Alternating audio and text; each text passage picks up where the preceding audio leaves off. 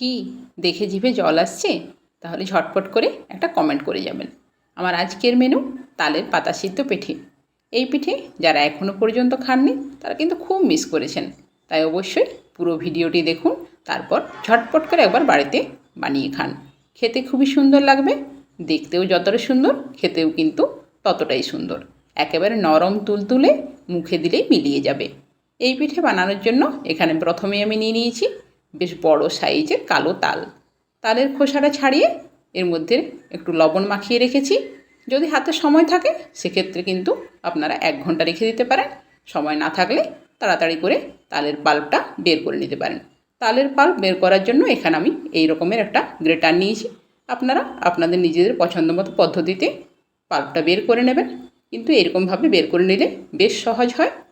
আমি এখানে নিচে একটা নেট দিয়ে রেখেছিলাম তালের পাল্পটা ছেঁকে নেওয়ার জন্য। এইভাবে নেট দিয়ে তালের পাল্পটাকে আমি ছেঁকে নিচ্ছি, তাহলে তালের সিটেগুলো থাকবে না। আর নিয়েছি চালের গুঁড়ো। এখানে কিন্তু আমি বাজারে কেনা চালের গুঁড়ো নিইনি, এখানে নিয়েছি চাল ভিজিয়ে জল ঝরিয়ে তারপর সেটাকে মিক্সির মধ্যে দিয়ে গুঁড়ো করে নিয়েছি। এখন যে তালের পাল্পটা বের করে রেখেছিলাম সেটাকে ফুটিয়ে নেব। ফোটানোর জন্য মিডিয়াম টু লো ফ্লেমে 15 থেকে 20 মিনিট ধরে ফুটিয়ে এটাকে ঠান্ডা করে নিয়েছি।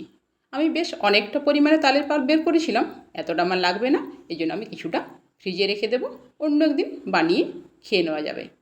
এখন কিছুটা পরিমাণ নিয়ে ওর মধ্যে দিয়ে দিয়েছি পরিমাণ মতো চিনি, আর দিয়ে দিচ্ছি পরিমাণ মতো চালের গুঁড়ো। চালের গুঁড়ো দেওয়ার সময় খেয়াল রাখতে হবে চালের গুঁড়ো পরিমাণটা যেন বেশি না হয়। সবসময় একটু তালের পাল্পটা বেশি নেওয়ার চেষ্টা করবেন। এখন আমি এক হাতে করেই মেখে নিচ্ছি, যেহেতু অন্য হাতে আমার ফোনটা ধরা রয়েছে। এই যে দেখুন কালারটা ঠিক এইরকম হবে। সাথে দিয়ে দিচ্ছি স্বাদ মতো লবণ, তারপরে আবারও এটাকে ভালোভাবে মেখে নিচ্ছি। এটাকে মেখে নেওয়ার পর এই পিঠে বানানোর জন্য এখানে আমি নিয়েছি কাঁঠাল পাতা। আপনারা যদি কাঁঠালের পাতা না পান সেক্ষেত্রে কিন্তু বাজারে কেনা শাল পাতা নিলেও হবে, খুব ভালো হয় যদি পান চালতার পাতা। তারপর এভাবে এই ব্যাটারটা এরকম করে ছড়িয়ে নেওয়ার পর দিয়ে দিয়েছি ছানা। ছানাটাকে আগে থেকে জল ঝরিয়ে অল্প একটু চিনি মেখে রেখেছিলাম, তারপর এটাকে এভাবে মুড়ে নিয়েছি।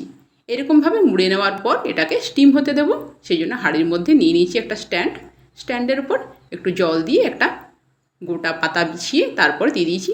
এই যে দেখতে পাচ্ছেন এখানে বাজারে কেনা শাল পাতা দিয়েও তৈরি করেছি, আবার কাঁঠালের পাতা দিয়েও তৈরি করেছি। তারপর এখানে মাঝখানটা ফাঁকা রেখে এভাবে এটাকে স্টিম হতে দেবো। অবশ্যই একটা ঢাকনা ঢেকে দিতে হবে।